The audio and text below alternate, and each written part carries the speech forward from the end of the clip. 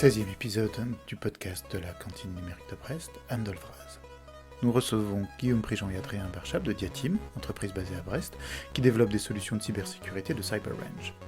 Dans ce second épisode, on parle de cybersécurité des domaines maritimes, portuaires et fluviales, et de la création de France Cyber Maritime. On parle encore des outils qui les utilisent, souvent open source, d'OSINT et de recrutement. Enfin, on évoque Unlock a Brain Harden New System, la conférence de cybersécurité qui se tiendra à Brest les 12 et 13 novembre 2021. Bonne écoute. Je propose qu'on revienne un peu à Brest pour parler d'un des angles dont Diatim a peut-être une certaine spécialité, qui est la cybersécurité dans le domaine du maritime, qui en ce moment est en train de s'institutionnaliser, de s'organiser. Oui, c'est vrai, c'est un projet qu'on porte depuis de longues années, Guillaume Prigent. qui n'était pas forcément à l'écoute, mais bon, l'actualité joue aussi, hein. On sait qu'il y a de plus en plus d'attaques, et ça tire dans tous les sens, y compris dans le domaine maritime. Mais c'est vrai qu'avec un collectif, on va dire local au départ, mais national ensuite, on a porté le projet d'une fédération d'acteurs, on pourrait dire, pour mieux prendre en compte la cybersécurité du domaine maritime et portuaire, et peut-être fluvial bientôt. On est en France, on a une des plus belles agences de sécurité des systèmes d'information qui s'appelle l'ANSSI au monde, hein. On est deuxième zone maritime économique au monde. On a des enjeux, il y a 80% des marchandises qui arrivent par bateau, hein, en France. On a des acteurs majeurs dans le top 4 des transporteurs. On pense à CMA, CGM, mais pas que. On a des ports, on a des armateurs, et donc c'est vrai qu'on pensait que c'était important de commencer à s'intéresser au sujet, créer une structure qui a été créée d'ailleurs en novembre, qui s'appelle France Cyber Maritime, qui est basée à Brest, puisque Brest a fait la candidature d'accueillir cette structure France Cyber Maritime. Et donc nous, on est adhérents, au même titre que 40 autres adhérents actuellement, et d'autres qui nous rejoignent, pour faire deux choses. La première, c'est de co-construire une filière d'excellence en cybersécurité pour le domaine maritime et portuaire. Est-ce que tous les outils sont là? Est-ce que le domaine maritime a des spécificités intrinsèques, des problématiques? Est-ce qu'on peut porter des solutions IT générales directes sur le domaine maritime? Donc avec des gens qui ont des problèmes, des gens qui ont potentiellement des solutions, et puis des gens qui peuvent chercher, des académiques, des chercheurs, à trouver éventuellement des axes d'innovation. Et le deuxième objet de France Cyber Maritime, c'est bien celui de créer un centre de réponse et de gestion des incidents, donc ce qu'on appelle un CERT aux États-Unis, ou un CSIRT plutôt en Europe, donc un Computer Emergency Response Team, une équipe de réponse à incidents sectorielle dédiée au monde maritime.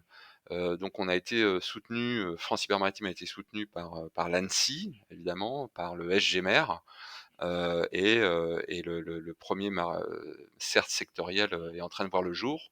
Il y a des recrutements qui sont proposés. Si vous êtes du domaine de la cybersécurité, plutôt de l'analyse et de la réponse à incident, welcome. Vous pouvez postuler à France Cyber Maritime. D'accord. Et donc, dans ces 40 acteurs adhérents, on va retrouver des entreprises, on va trouver peut-être des ministères, d'autres Tout, types d'institutions. tout à fait. On a trois. Alors, je peux en parler librement parce que je suis au bureau et je suis secrétaire de l'association. On a trois collèges. Il y a un collège acteurs publics, donc on va retrouver des acteurs publics, l'ANSSI typiquement, on n'est pas en délégation de pouvoir, c'est pas vrai, parce que l'ANSSI ne délègue pas comme ça, mais on est en lien très fort avec l'ANSSI, au même titre que se feront peut-être les CERT régionaux, hein, puisqu'il va falloir mailler le territoire, l'ANSSI peut pas tout faire. On a par exemple cybermalveillance.gouv.fr aussi, c'est-à-dire le GIP ACIMA, hein, que vous connaissez. On va avoir un collège solutions et on va avoir un collège utilisateur. Donc on va retrouver en fait, si tu veux, l'éventail des utilisateurs qui ont des problématiques. Alors ça va être des énormes groupes comme CMA CGM, on l'a cité tout à l'heure, mais ça peut être Naval Group, ça peut être des plus petits armateurs, ça peut être les abeilles, les remorqueurs par exemple, des compagnies Mhm. qui vont aller jusqu'à juste avoir 2-3 bateaux pour faire une liaison entre Lorient et Groix ou autre chose. Donc on a une diversité d'utilisateurs. Et puis après, on va avoir effectivement tous les potentiels offreurs de solutions, ou en tout cas les gens qui sont intéressés à réfléchir, dont Diatim pour la partie entraînement, puisqu'on fait déjà des entraînements opérationnels pour le domaine maritime, notamment pour la Marine nationale. Et donc on peut apporter notre compétence et mettre en situation des ports, puisque ça a eu lieu, hein, on sait qu'il y a déjà eu des énormes attaques sur des ports, on sait que CMA, CGM a déjà eu des soucis pendant l'hiver. Mais on va avoir aussi des académiques, on va avoir des gens qui font comme Arfang Lab par exemple, qui vont faire des EDR, donc des sortes de solutions pour venir faire des prélèvements sur les postes. On va avoir des gens qui font plutôt de la partie analyse de risque et la partie réglementaire, c'est important, comme Sourcitech, basé à Brest d'ailleurs aussi. Bref, toute une communauté qui apporte son réseau, son partage pour essayer de mieux structurer le sujet, partager, éditer des bulletins, améliorer la prise en compte de la cybersécurité pour le domaine maritime et portuaire. Très bien. J'avais une toute autre question, hein. Quand, quand, quand on s'intéresse au domaine de la cybersécurité, on passe en fait d'un monde de représentation. Donc, tu parlais tout à l'heure de l'ado à capuche, donc voilà, de hackers isolés au fond de la cave de leurs parents, etc. Et quand on regarde les outils qui sont mis en place, il y a une différence frappante. Moi, j'ai été frappé par des outils. Alors, je vais faire des analogies comme Shodan, hein, que je pourrais décrire comme le Google des objets connectés, ou MISP comme le Wikipédia des failles des systèmes de protection. Je ne sais pas si mes analogies sont correctes, hein, mais pour vous, elles sont sûrement un peu forcées. Mais pour vous, en fait, c'est quoi ces outils, en fait, qui sont peu connus, mais qui vous servent, en fait, au quotidien et quelle est leur puissance, leur efficacité? Oula, Josquin, tu nous lances dans un débat de société Alors, là, mais on peut en présenter un ou oui, deux. oui, oui. On n'est pas obligé de tous Alors, les... bon, l'outil, c'est comme pour un artisan, c'est ce qui lui permet de faire son travail, d'avancer plus vite, de ciseler ses. Bon. Il y a une diversité énorme d'outils. Il y a des outils que tu as cités qui sont des outils propriétaires, comme Shodan. Il y a des outils qui sont issus de communautés open source ou dans le partage ou libre. On va pas rentrer dans le sujet entre open source et libre, comme MISP effectivement, et il y a toute une galaxie d'outils qui vont permettre de instrumenter, de mieux travailler. Alors, généralement, le monde du hacking historique, c'est le monde du partage. C'est le monde à l'époque, hein, et encore dans un grand courant de pensée toujours de professionnels. Je mets à l'écart tous les scripts qui disent, tous les fameux gars dans leur cave qui sont là que pour miner du bitcoin ou rançonner à la volée, qui sont pas forcément eux dans le partage, mais j'appelle pas ça des hackers, j'appelle ça des pirates. Et donc dans le monde du hacking, effectivement, tout a été bien souvent sur le développement d'outils, le partage d'outils, l'amélioration collaborative. Et c'est d'autant plus criant que je pense qu'en cybersécurité, tu parlais de MIS, par exemple, qui est un formidable outil open source, développé principalement en Europe par toute une collectivité qui va permettre de faire du partage d'informations, hein, du Malware Information Sharing Platform. Ça va être des outils qui sont issus effectivement de la mouvance open source pour combler des failles ou en tout cas des plateformes privatives, privatives ou en tout cas commerciales, qui sont parfois onéreuses, qui sont parfois en mode boîte noire, en mode SaaS, hébergées par des acteurs divers et variés qu'on n'a pas forcément envie d'avoir dans ces réseaux, ou en tout cas de garder la maîtrise de la data, et donc qui vont être très importants pour des équipes à la fois défensives, On pourrait parler aussi de OpenCTI, par exemple, pour faire de l'analyse de la menace et de l'archivage, The Hive. En France, on a beaucoup de projets comme ça, il y a beaucoup de contributeurs et je m'en félicite. Après, parfois, notamment sur les parties, ce qu'on appelle les IOC, donc les indices de compromission ou les informations détaillées, on a aussi besoin de compléter, quand c'est son métier, c'est pas le nôtre, puisque nous on est plutôt du mode attaquant, Mhm. d'avoir des sources de données, d'éditeurs internationaux. Tu comprends bien que quand tu as un antivirus qui est déployé sur 500 millions de endpoints et que tu es capable de stocker tout ça chez Azure ou que sais-je pour faire une espèce de cluster ou de machine learning ou d'intelligence artificielle pour trier, pour Mhm. corréler tout ça, tu as de la plus-value en termes de data puisque tu as la data et donc tu peux Ouais. vendre tes data à qui veut les acheter. Et toi, Adrien, tu as des outils fétiches hein, dans ta pratique hein? Ouais, ouais. Alors, Adrien Berchap. il y a pas mal de développement maison et de plus en plus. Pour autant, il y a quand même deux gros outils qui ressortent assez souvent, qui sont aussi open source. Le premier, qui est le plus connu, ça va être Mimikat, qui est un outil open source qui va nous permettre de récupérer des mots de passe sur des serveurs Windows qu'on retrouve sur GitHub, qui est un excellent projet de Benjamin Delpy. J'espère que Français, j'écorcherai pas monsieur. son nom. Et c'est français. Et ça se retrouve Et, dans plein de ransomware dans le monde entier. et en fait, on retrouve ça partout parce que l'outil est tellement bien fait que, enfin, aujourd'hui, on peut presque plus s'en placer et ce serait dommage de réinventer la roue.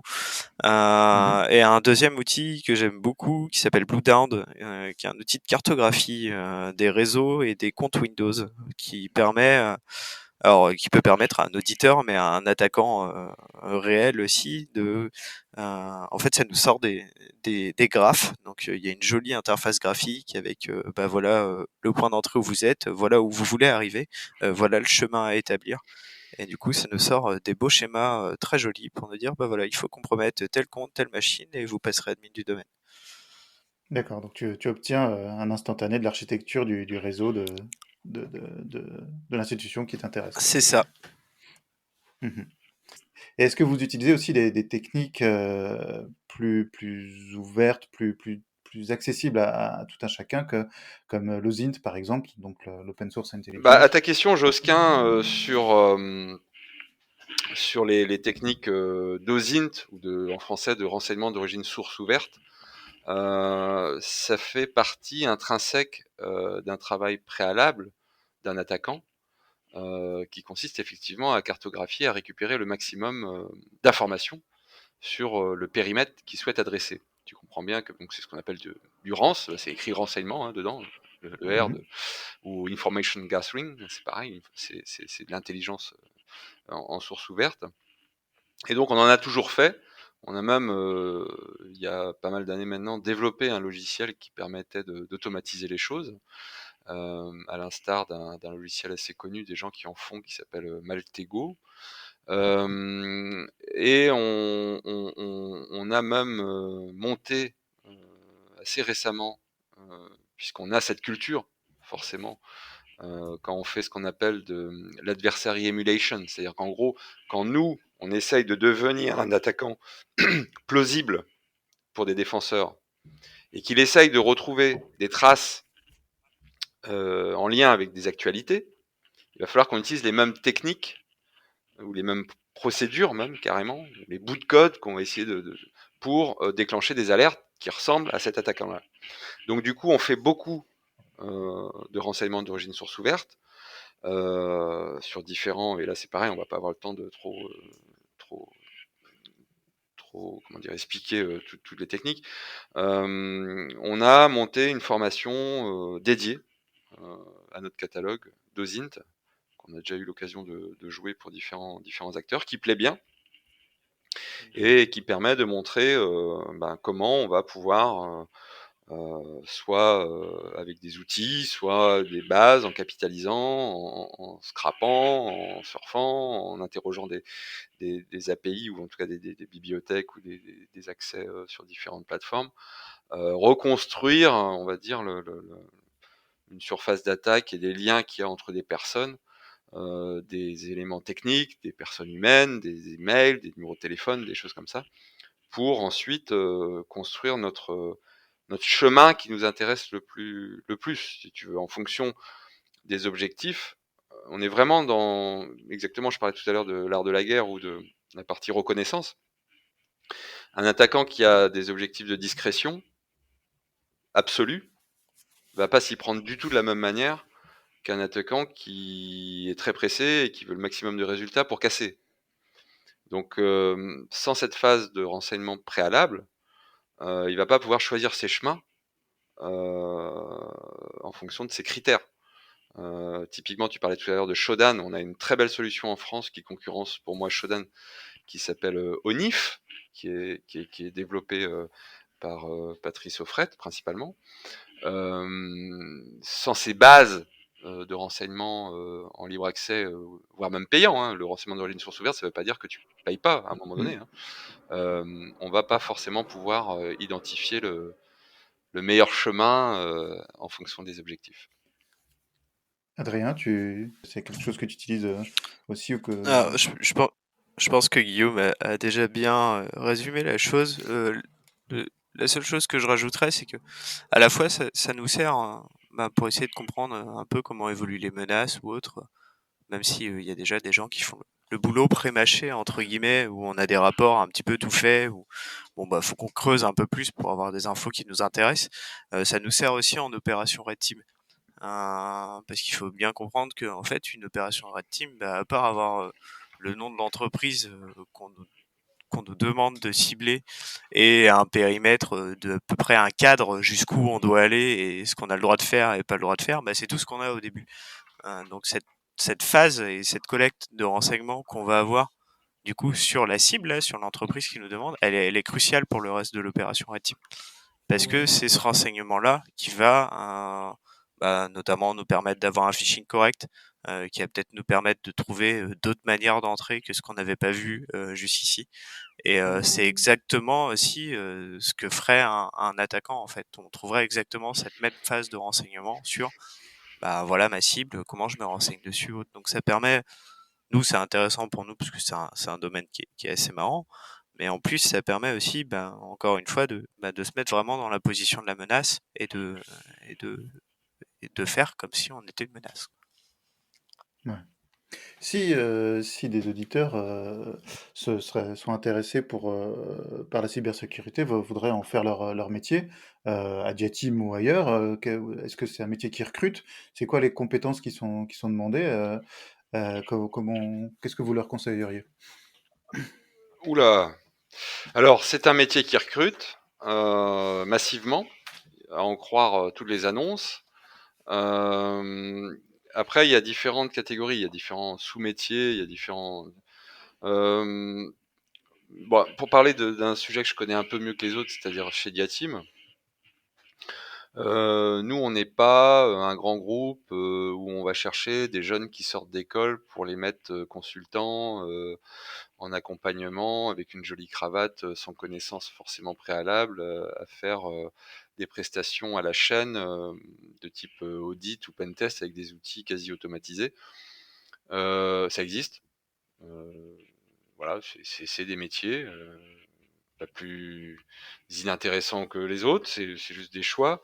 Nous, on a besoin de gens qui ont principalement une motivation. C'est-à-dire que choisir ce métier en disant ouais, bof, ça ou autre chose, ça va pas le faire. Enfin, chez nous en tout cas, dans des PME innovantes ou dans des PME un peu d'expertise, ça va pas le faire. Je préfère des gens motivés avec un background, on va dire un bagage peut-être un peu plus léger qu'un pur produit d'une école comme on peut les connaître, que un surdiplômé qui viendrait faire un peu sa diva ou de manière alimentaire, si tu veux. Donc, c'est malheureusement des métiers pour intervenir dans pas mal d'écoles d'ingénieurs ou des cours ou des conférences. C'est malheureusement des métiers qui se travaillent sur le temps long. J'ai souvent l'habitude de dire que les belles choses se font sur la durée. Et ça fait pas parce que ça fait 20 ans qu'on travaille, mais enfin Adrien, tu pourras me compléter, mais c'est pas des choses qui fait qu'en sortant d'école, on est forcément opérationnel complètement. Alors le problème qui se passe, c'est qu'il y a une telle, comment ils appellent ça? Un secteur de l'emploi en tension, là, c'est ça les mots? Il y a tellement de postes, il y a tellement de besoins que ça peut être difficile de se retrouver dans ce qu'on a envie de faire, hein. Hem, mais oui, la 1re chose, c'est, être motivé, travailler, par soi-même. Suivre des podcasts, suivre des confs, ne pas faire que, du clicodrome, copier-coller un bout de GitHub et puis, «Ah c'est bon, je suis super, je sais faire tel exploit ou tel machin», mais le travailler soi-même. Dire: «Tiens, mais alors comment ça se passe sous Windows quand on veut injecter un process? Tiens, mais alors du coup comment, parce que c'est comme ça qu'on apprend. C'est comme ça qu'on apprend et puis, ben, après chacun fait ses choix, mais il y a de la place vraiment pour tout le monde, hein. Il y a faut pas hésiter, mais par contre, faut pas se reposer non plus, quoi. Alors, faut pas considérer Ouais. qu'on a eu ça y est, on a un petit niveau, on sait faire 2-3 trucs. Ça va vite, ça évolue, les architectures évoluent, les protocoles évoluent, le la manière dont c'est corrigé, la manière dont les langages évoluent, les technos évoluent, l'IoT, Le, voilà. même Le le type type d'attaque d'attaque évolue. On voit évolue. où les cibles évoluent. On voit qu'il y a je sais pas si on peut appeler ça des modes, d'attaquer plutôt le domaine médical, le domaine Alors, ouais, hospitalier, ça, c'est tu autre vois. chose. Ça, c'est les attaquants. Moi, je pensais plutôt aux gens qui souhaitaient embrasser la carrière. Je pense qu'il faut des compétences en sécurité, évidemment. Il faut connaître comment ça marche. Mais il faut aussi des compétences en développement logiciel. Alors, on n'est pas obligé d'être une star. On n'est pas obligé de. Mais aujourd'hui, il faut quand même être capable Le périmètre est tellement vaste, les outils sont tellement, on va dire, de plus en plus compliqués, qu'il faut quand même être capable de scripter, de faire des Python, des librairies, d'industrialiser Mhm. ces process, et puis surtout de rédiger et de partager. Le syndrome de la star au fin fond de son bureau, qui est le maître du monde, comme on voit dans les films, ou l'élu qui sauve le monde, Ou, voilà, ça n'existe pas. Moi, j'ai besoin de gens qui, ou qu'on voit des fois sur les médias sociaux, ouais, des stars, signaler haut et fort. oui, mais ça c'est, alors, J'ai détruit tout le monde, je suis le plus ça, si fort. tu veux, c'est quelque chose que je connais, et je fais partie de ce comédie circus aussi, quelque part, même si les années font que bon, je suis un petit peu plus mesuré peut-être. Mais déjà, quand tu es dans l'informatique, tu es face à un ordinateur, d'accord? Donc tu es face à toi-même. C'est comme quand tu boxes, tu es face à un miroir. Et donc tu peux avoir déjà, chez les devs, chez les informaticiens, ce petit syndrome un petit peu de je suis le maître du monde, je dis à l'ordinateur ce que je veux, il va exécuter. Si tu rajoutes la composante cyber, ou alors là, tu tombes sur les cas lourds. Tu peux tomber sur des cas lourds. Et il y a effectivement des gens qui, euh, qui cherchent plus la célébrité que l'expertise, mais bon, voilà, je pense que les gens qui sont sérieux et les gens qui travaillent sérieusement, voire même les gens qui sont là depuis un moment, arrivent très rapidement à faire la distinguo entre le bon gain de l'ivraie, quoi. Il y a- Tu parles peut-être de Twitter, de toutes ces choses-là. C'est bon, c'est pitoyable parfois, c'est parfois des erreurs, et c'est pas une raison pour bâcher les gens non plus, Mhm. mais oui, effectivement, on a ce syndrome, comédie circus, la diva, le truc: «Ah ouais, moi je suis plus fort que vous parce que j'ai trouvé avant vous la faille, le machin, le truc». Je suis pas sûr que ça Ouais. fasse avancer vraiment le bien commun et la cybersécurité globale. Bah, oui, de façon générique, enfin, disons, la pratique, c'est généralement de pas annoncer une faille publiquement, mais d'essayer de faire en sorte qu'elle soit corrigée avant d'être annoncée. Enfin, il y a, ça nous ferait entrer très très Oui, loin oui, oui, dans, on va pas rentrer sur ce sujet-là, dans mais une question. bon, voilà, Ouais. c'est un peu comme dans la vie de tous les jours, quoi, si tu veux. C'est-à-dire que voilà, le gars, pour moi, qui balance un 0 day ou le je sais pas quoi de je sais pas qui, sur un réseau Twitter, avant de prévenir de manière responsable les gens concernés, Hmm. je me dis, dans la vie de tous les jours, j'espère qu'il est pas comme ça à la maison, parce que, enfin, voilà. Donc bon, c'est Ouais. Adrien, toi, ça fait combien de temps que tu travailles dans ce domaine-là? Qu'est-ce qui t'y a amené? Qu'est-ce qui a évolué depuis la conception que tu en avais au départ, hein? Oula, oula, c'est un peu compliqué. Travailler, si on parle professionnellement, ça fait 8 ans, je crois, que je fais de la cybersécurité. J'ai commencé un tout petit peu plus jeune, j'ai commencé à 14 ans. Euh, on parlait pas de cyber non plus, hein. C'était à l'époque où c'était encore la SSI, mais je savais pas non plus ce que c'était. C'est juste que j'ai eu la chance d'avoir des parents qui m'ont mis un contrôle parental et que ça m'emmerdait beaucoup trop. Et c'est comme ça que j'ai commencé. Et après, bah, j'ai continué de creuser et c'est devenu une passion. Euh, pour revenir sur ce que disait Guillaume, alors après, moi, je connais pas hein, tous les métiers de la cyber. Je pense connaître le mien et je pense que j'ai encore plein de choses à découvrir hein, dans ce domaine-là. Avant tout, faut être curieux. Faut avoir envie d'y aller parce que c'est un monde, c'est un domaine qui évolue en permanence. C'est pas en sortant d'école qu'on sait comment ça marche. Notamment dans le milieu offensif, en tout cas, on n'apprend pas aux étudiants à aller attaquer des systèmes. Ça paraît à peu près normal. Déjà, ne serait-ce que pour les admin 6 de l'école, c'est mieux. Mais ouais, c'est une première chose. Enfin, nous, on a quelques gars là. On a un apprenti qui vient d'arriver. À la cybersécurité, il connaît pas. Et ben, il apprend avec nous, c'est pas grave. C'est ce qui fait, c'est ce qui peut faire toute la force d'une équipe aussi. C'est bah, d'avoir, même si c'est pas forcément pour échanger partout sur Twitter ou ne serait-ce que par discrétion sur ce qu'on fait et il y a des fois on n'a pas envie de tout partager non plus en public mais c'est intéressant d'avoir ne serait-ce que ces échanges là en interne. On a tous nos forces et nos faiblesses, on a tous nos domaines de compétences, même si on fait tous de l'offensif, on fait pas la même chose. Moi j'ai des gars avec moi en OSINT, à côté d'eux je suis une tanche et tant mieux parce que du coup bah sur d'autres domaines je vais m'en sortir un peu mieux et on échange et ce côté là de la cyber est vraiment cool quand c'est bien fait. Souvent, c'est malheureusement que dans des petits cercles, mais ce côté échange et discussion est assez enrichissant. D'accord.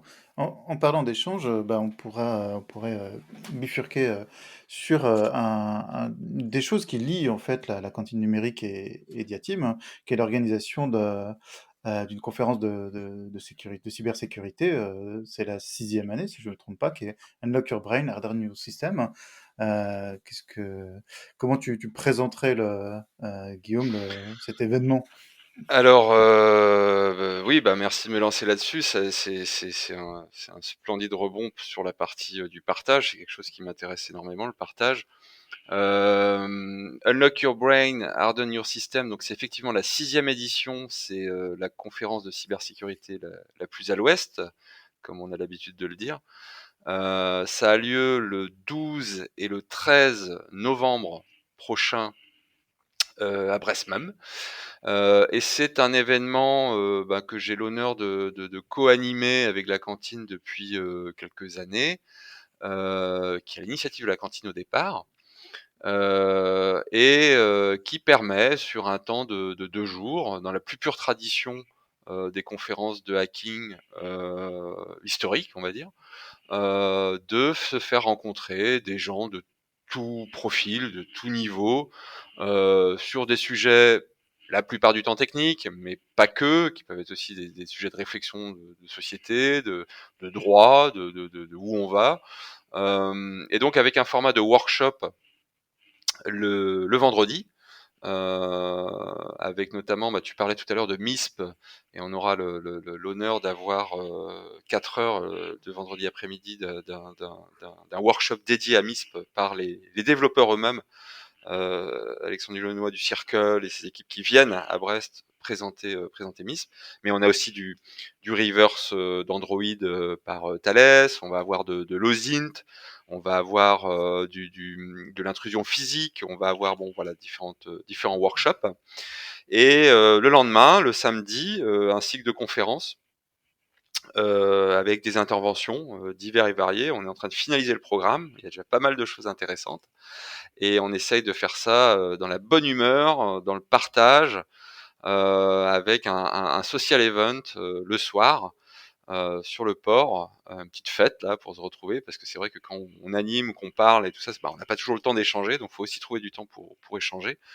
Et donc n'hésitez pas à vous préinscrire sur le site unlockyourbrain.bzh, de manière à avoir une place, en tout cas l'opportunité de réserver votre place en avance quand le programme sortira et quand les inscriptions sortiront, parce que c'est vrai que ça part très très vite. L'année dernière, on avait eu l'occasion d'organiser en parallèle un Capture the Flag au Zint, donc un challenge, un jeu, qui permettait par équipe de s'inscrire et puis de résoudre sur Internet des énigmes. Il fallait retrouver un voyageur perdu dans le temps, sur Twitter, sur différentes choses. Cette année, on a le même type de CTF qui est organisé en parallèle, mais je peux pas me prononcer sur le fait qu'il aura lieu réellement ou pas, car on a beaucoup de travail et je sais pas si on sera prêt à temps. C'est l'équipe d'Ozint FR qui travaille avec nous cette année sur le sujet. Donc je ne préfère pas l'annoncer en séance. Voilà. Ok. Très bien. Est-ce que des gens qui seraient intéressés par votre actualité, soit l'actualité de Diatim, soit vos actualités perso, vous prendre contact avec vous, par quel moyen, par quel truchement ils Alors, peuvent le faire? on a la chance, même si on n'est pas des hyper communicants, il y a pas mal de choses qu'on garde dans des des cercles restreints, on va dire. La confiance, s'acquiert sur le long terme avec, nos prescripteurs, on va dire. On a un compte LinkedIn où on publie, des offres d'emploi, des annonces sur l'évolution. On a le site, diatim.net qui anglais-français, qui a des news aussi. Et le plus simple, c'est peut-être de s'abonner au compte Twitter, diatim_labs, qui permet d'avoir des petites infos, des endroits où on est, des salons qu'on anime, nous retrouver, nous poser des questions. N'hésitez vraiment, vraiment, vraiment pas. Comme pour les CV, même si on en reçoit divers et variés, des candidatures spontanées de stagiaires, d'alternants, je sais pas combien on en reçoit, on répond à toutes les mails, même pour dire que c'est pas possible, qu'il faudra réessayer l'année suivante parce que bon, pour différentes raisons. Donc faut vraiment pas hésiter. Voilà. Bon. Guillaume Prigent, Adrien Barchap, merci beaucoup. Merci. Merci. À bientôt, Josquin. À très bientôt. Voilà, l'entretien se termine. Nous espérons qu'il vous aura intéressé. Commentaires, questions sont à poser soit par email coucou@lacantine-brest.net, soit via Twitter @AnneDaulvraz.